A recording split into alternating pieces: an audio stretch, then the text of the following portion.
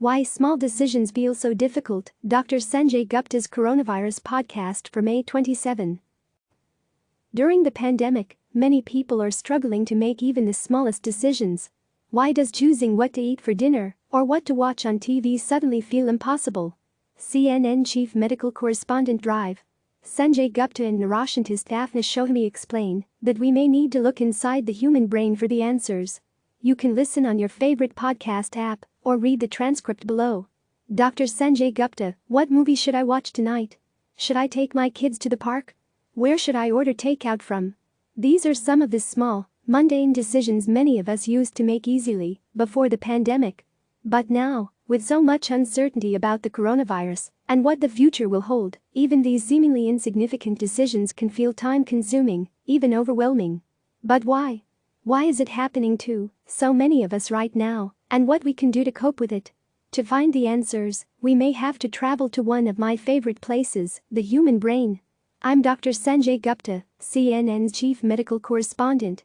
And this is Coronavirus, Fact vs. Fiction. Daphna Shohamy, Professor of Psychology, Columbia University. I finished a book, and I was deciding what book to read next. Gupta, Daphna Shohamy is a professor at the Zuckerman Mind-Brain Behavior Institute at Columbia University. Shohamy and I felt very stuck with this very simple decision. It was a decision, I make all the time, but never feels difficult. And suddenly it felt difficult in ways that were unfamiliar. A simple decision like what to read suddenly mattered a lot, and really sort of brought up all of the uncertainty that we're facing in so many areas of our lives right now. Gupta, so she ended up doing what a lot of us would do. She gave up.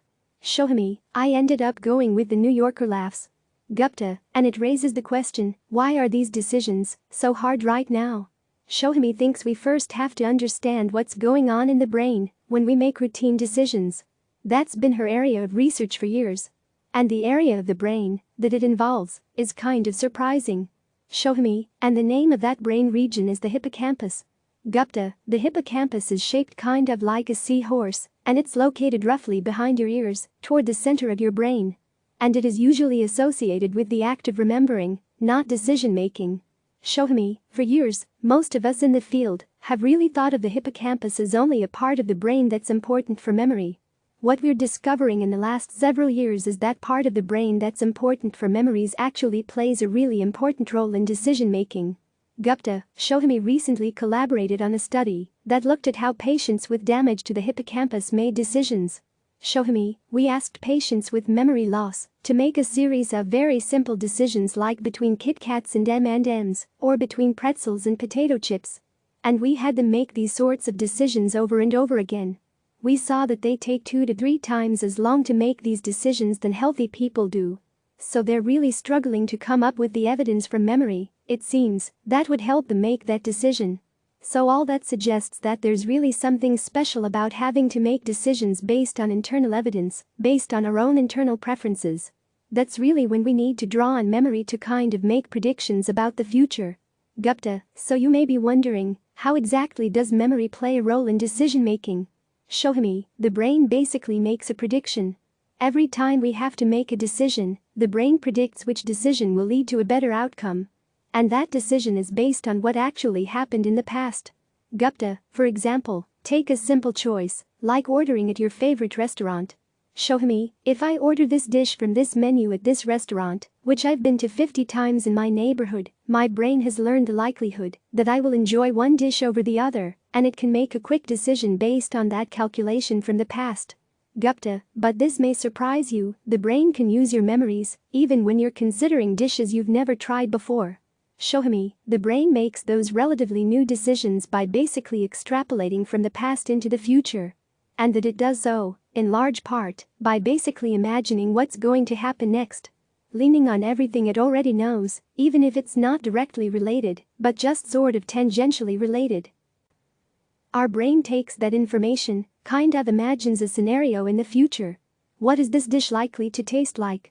Does it have components that look familiar to me, that I can imagine, whether they'll work well for me together or not? Did I see someone at the table at another restaurant eating something similar, and they looked like they were enjoying it? So when we have to predict about the future, what we will like, and what we will enjoy, and which decisions will be leading to good outcomes for us. We sort of use all this imaginative capacity of the brain to make predictions, even about things that we've never experienced before. Gupta, and that brings us to right now. We're all experiencing new dilemmas every day during this pandemic. And that means your brain has to work extra hard. I have heard it called decision paralysis. Shohamy, and I think part of the difficulty that we're feeling in making decisions now has to do with a signal from our brain that's saying, no. You brought up that memory? That is not the right memory. Keep searching. You need more evidence. This isn't enough. And I think that's part of this sort of feeling of decision fatigue, that every decision suddenly feels exhausting because we keep on searching for the most relevant information, and it's not always there at all. Gupta, but many of the little decisions people are struggling with right now are things they've actually dealt with thousands of times in the past. Shohamy says that even if these choices are familiar, the uncertain environment in which you're making these choices is brand new. Shohamy, I think what the current situation is really highlighting is just how much context matters for the decisions we make. And that even when we think we're making the same decision, like what to make for dinner or which book to read, when the context changes, it's not the same decision anymore because we are trying to adapt our decisions to a particular context. So that's, I think, really something that many of us are facing is we don't know exactly what's going to happen tomorrow, next week, next month. And we're all forced to make decisions in that state of uncertainty and to just rely on what we do know, which is not good enough.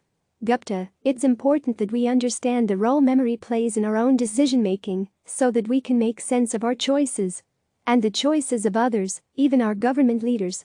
Shohamy, in a decision-making position, a person will be influenced in the decisions they make for a whole group of people by their own individual memories. There's actually studies that show that different leaders and policymakers at different stages of history lean different ways in their decision-making, partly based on world events that happened when they were in their late teenage, early 20s. Gupta, now you might be thinking, it's not so reassuring that our leaders are relying on their teenage memories to make decisions. Memories can, after all, be pretty flimsy things. They can be misrecalled. They can be inaccurate. But Shohamy says that's not necessarily a problem for good decision-making. In fact, it might even be a benefit. Shohamy, if you think about memory as a function to serve decision-making, then you don't want memory to be 100% accurate. You want memory to be flexible, and you want it to be biased. You want it to be biased by the elements of your experiences that are most relevant for your future. It probably doesn't matter so much what you had for breakfast 3 weeks ago. You can forget that. But maybe it matters a lot what you had for breakfast on the day before you found out which colleges you got into. And so what look like errors in memory are actually the features of memory that allow it to be flexible and useful for future decisions. Gupta, of course, everyone's experience during this pandemic is going to be different. And some people are actually finding decision-making right now to be easier. Shohamy, having no freedom and no decision-making can be easier in some way. We do not have to deliberate.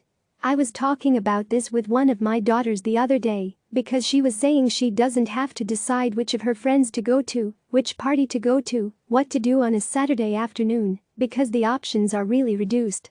And for many people, that reduction in options, I think, can feel like a burden that's lifted. Gupta, there's a lesson in here I think for everybody. If you find yourself paralyzed by a small decision, it may help to try to restrict your options by focusing on fewer factors. Shohamy, I think an important thing to do in that moment of indecision, especially with small decisions, is to sort of choose a dimension that matters to you and to help yourself kind of pull out of it. Like you might just be able to say to yourself in the toothpaste aisle, I'm just gonna go with a color my kids like, and then I'm just gonna use that. Instead of trying to include all relevant information in this one small decision, remind yourself that it's okay to focus on one dimension and just use that. And to find a dimension that helps you kind of break the tie. Gupta, I think the most important thing, if you are struggling with decisions these days, Shohamy wants you to know that's normal. Shohamy, I struggle with making decisions. So I find myself trying to not let the difficulty of the decision-making process itself be taken too strongly as an indication that something's wrong. It's difficult because things are different. But that's not a problem. That's just the way our brains work to bridge the gap between what was and what will be. Gupta, this is a normal, perhaps even essential, part of how our brains work. It's an indication that our brains are searching for relevant information and memories to fill in the gaps in our knowledge. I notice it myself all the time. As simple as choosing a tie in the morning, what I'm going to have for lunch, whether I'm going to go for a run or a bike ride, whether I want to take a nap or watch ridiculous television. Those were decisions that usually took me just a few seconds, and now sometimes I just find myself struggling. This pandemic is an uncertain time for all of us. But we're all in it together. And a lot of us are going through the same thing, even our brains. We'll be back tomorrow. Thanks for listening. If you have questions, please record them as a voice memo and email them to asksanjay@cnn.com. We might even include them in our next podcast. You can also head to cnn.com coronavirus and sign up for our daily newsletter, which features the latest updates on this fast-moving story from CNN journalists around the globe. For a full listing of episodes of Coronavirus, Fact vs. Fiction, visit the podcast's page here. Click subscribe to receive the latest news.